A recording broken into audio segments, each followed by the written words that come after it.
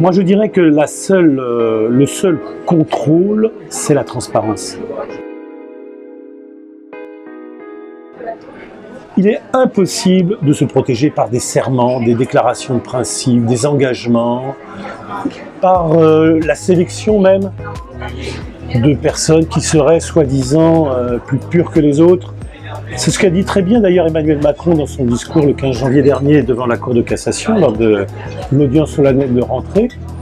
Il a fait un excellent discours et il a bousculé les juges en disant mais si nous, sur la question de l'indépendance totale du parquet, il a réclamé, mais à ce moment-là, quelle sera la légitimité? Elle sera basée sur une prétendue, je ne dis pas prétendue, mais sur une pureté.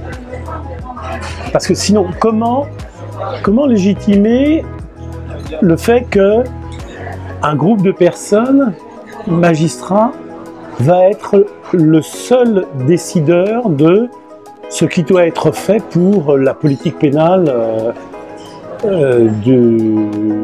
dans un pays, sans avoir à rendre compte à quiconque.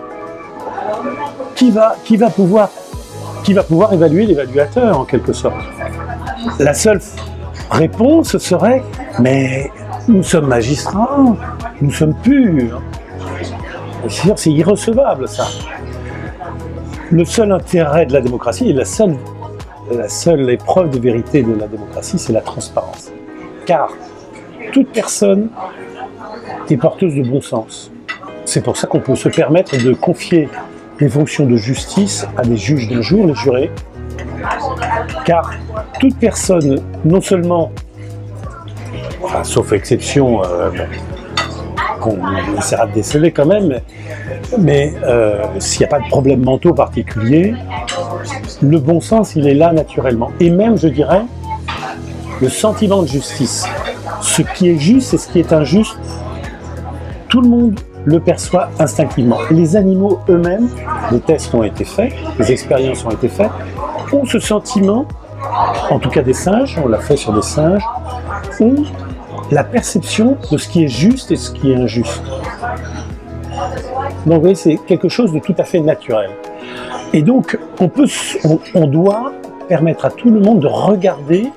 Alors il faut rendre le système un peu plus sophistiqué, parce que il faut traduire certaines choses, il faut qu'on puisse comprendre quand même, il faut donner des données, il faut qu'un certain nombre de données précises soient livrées, il faut peut-être quelques intermédiaires pour expliquer les choses, mais il faut avoir la volonté de montrer. C'est-à-dire, par exemple, les audiences doivent être absolument enregistrées, non pas pour les diffuser en permanence. J'ai rédigé, je reviens à mes travaux, mais j'ai eu cette commande par hasard, par Dominique Perben à une époque, de rédiger un projet de loi sur l'enregistrement et la diffusion des débats judiciaires.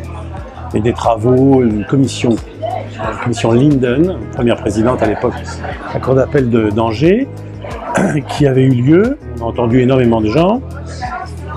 J'ai fait une synthèse des travaux de cette commission et je l'ai traduite en changeant un peu les choses d'ailleurs en projet de loi. Ça n'a pas eu de suite, mais c'est très important.